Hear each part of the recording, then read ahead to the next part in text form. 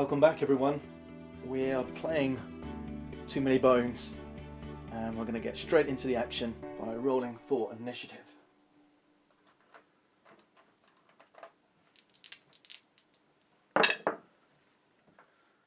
That's 5 for Band-Aid. Incidentally, this guy's been renamed. He's called Patch now. I think that's a much better name. Patch. And we're going to take priority over the bad guys, and I have 4. Make sure everyone's in the right place. This guy's arranged, so he's going at the back, and we've got 3 melee. Your gear lock can go front or back. Patch is a melee hero, so he can only attack from the front line. Boomer, she's ranged, she can attack from the front or the back. And at the start of your turn, it's Band-Aid to go first. You can change your stance, front or back. Patch is going to stay here. We've got 3 melee enemies to take down, and it's quite a rabble. I think the direwolf has got to go first. The direwolf pup. I can take 4 dice now. All right. I can't use these ones yet because the poison dart requires this one, toxins. So I've got to learn toxins first, and the E-cells requires number 11, which is the Zapak. All right. So we're heading that way. So with my 4 dexterity, I'm actually going to roll 2 attack and 2 defense. And we're targeting that pup. 2 attack, 2 defense. You see these dice here, they can only do healing at the moment. They've got some misses, so you know, if I got 3 misses, I could play for misses as my backup. And instead of these shields perhaps, but no, I'm happy with this decision. I'm gonna go for the 2 attack, 2 defense. Ooh. We've got 3 attack and 2 misses. That 3 attack is perfect. That's going to take this direwolf pup out of the game. They're available for next time, and the 2 misses could give me a heal, but I've got an innate anyway, so I'm going to keep those for next time as well. Right, who's next? That will make the yellow enemy up next. I can remove the orange one from the game. He's ranged, so he's heading for Boomer, and he has this ability called Raiding, the Orc Scout. He rolls 1 attack die. And we're lucky because Raiding says he gains an additional attack die for every Orc in the party, in the raiding party. So there aren't any, we've got 2 goblins. So he's good. 1 attack dice. Aimed at Boomer, who doesn't have, yeah, we've not had a go, so she hasn't got any defense down. There's a hit. It's going to remove 1 health. Next up is Boomer herself. And this might be a little bit of overkill, but I want to show you how this works. I want to use some of my skills now. I've got a dexterity of 5, so I'm going to pick 2 defense dice. I'm going to use a frag grenade.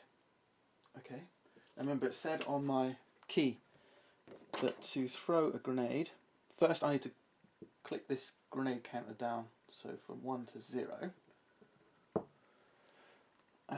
And then I need to spend this icon here as a casing. Okay, so I can't roll this one without expending a casing. And I have a casing.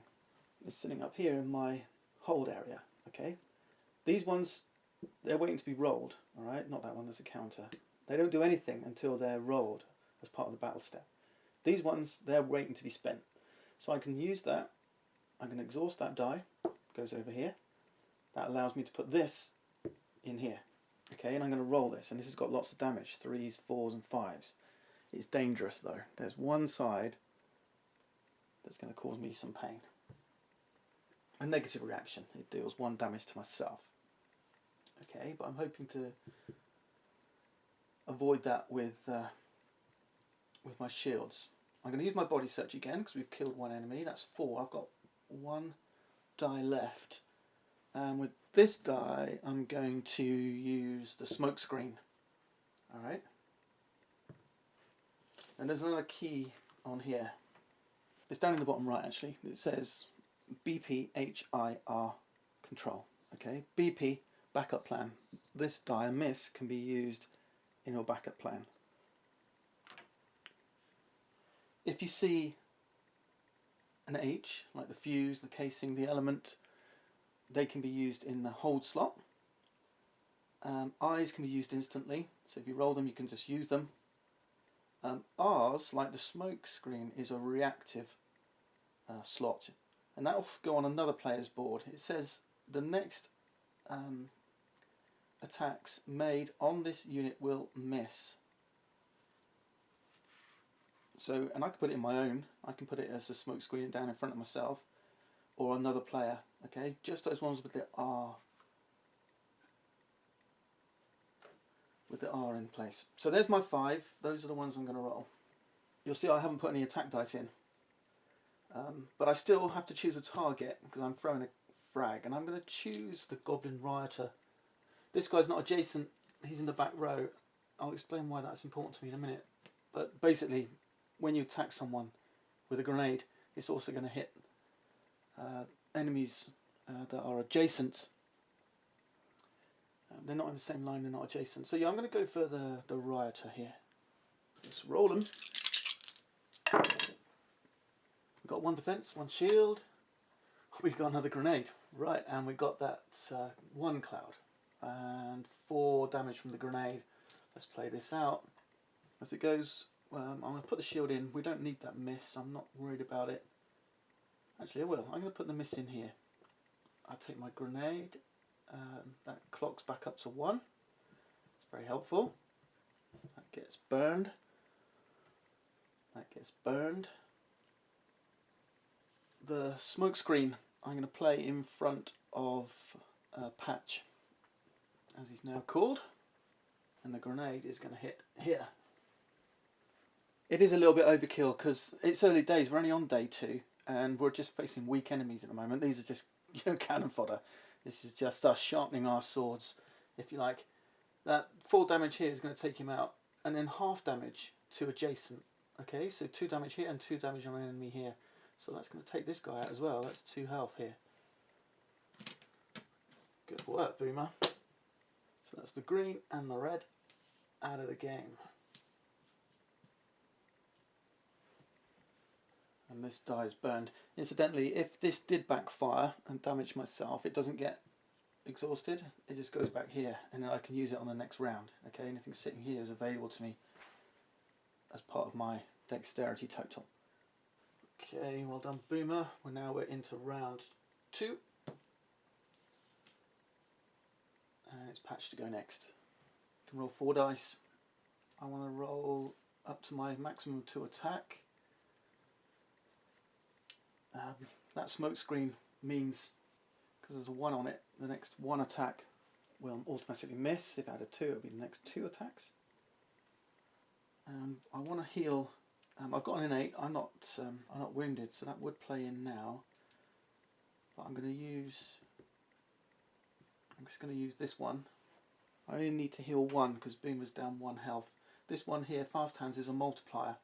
So if I rolled this, it came up a miss. If I rolled this and it came up a 2, and I rolled at this and came up a 3, that would be 2 times 3 health restored. Alright, so this one is very powerful, particularly as we bump up our health. So I don't need that one, I only need 1 health. That's 3 dice. I've got 1 more to roll. I'll just roll a defense die.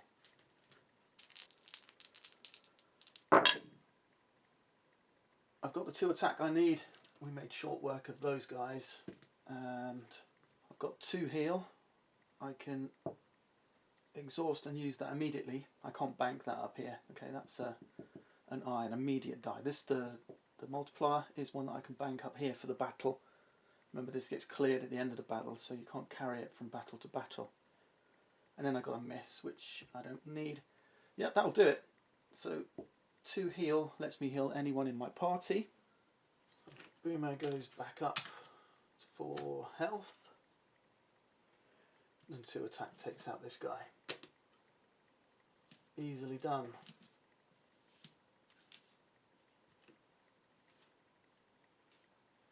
Let's clean up and push on. Yeah, backup plans go 2. These get unexhausted. I didn't need to use the smoke screen. That goes back here. And the health. And we're ready to push on. We take our progress point. That gives us 2. We didn't get any rewards from that encounter this time. So let's take our bonuses. So it's 2 each. I'm actually going to boost Boomer's health and dexterity. And for Band-Aid, well, I'm going to take Toxins, which is number 6. And I'm going to increase his attack once more. Let's give Boomer extra health. And we'll push on to the next encounter. Your party seems to have taken a wrong turn. Not only are you unaware of your heading, you're positive you've seen these same skulls a few miles back. You know it's important to correct your direction, but it also might be an opportunity to let your party scavenge a bit or shake some nerves with a little target practice. Okay, so we can choose to... it's kind of like a rest action. We're not going to see this for a while, but we can do some scouting. Just take our progress point, target some skulls and take a skill. Find something shiny and take a loot to gain a skill. I like the idea of that, but no, I think we'll do some scouting and let's go for the progress. We don't get those rewards yet though. We need to complete the battle phase, and here's the thing. This one says there's no alterations to today's battle. It's day 3. That's going to give us 6 points of baddies. The highest point ones always go first, so he's going in the number 1 slot. And then a 1, that takes us to 6. Let's see what comes out.